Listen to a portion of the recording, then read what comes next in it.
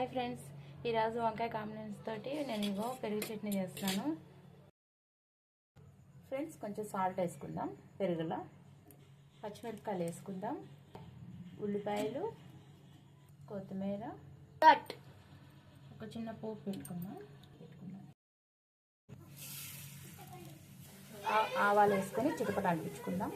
కొంచెం శనగపప్పు, కరివేపాకు వేసుకుందాం.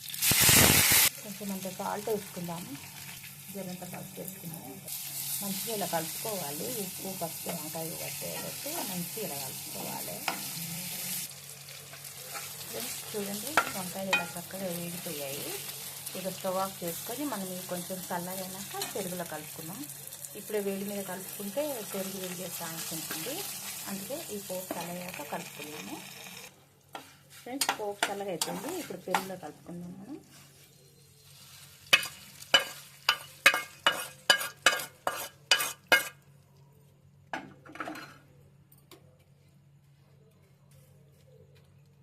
చూడండి ఫ్రెండ్స్, ఎంత కలర్ఫుల్ ఉందో. వంకాయ కాంబినేషన్ చాలా టేస్ట్ ఉంటుంది, చాలా బాగుంటుంది. అన్నంలోకి ట్రై చేయండి ఫ్రెండ్స్. Okay friends, bye.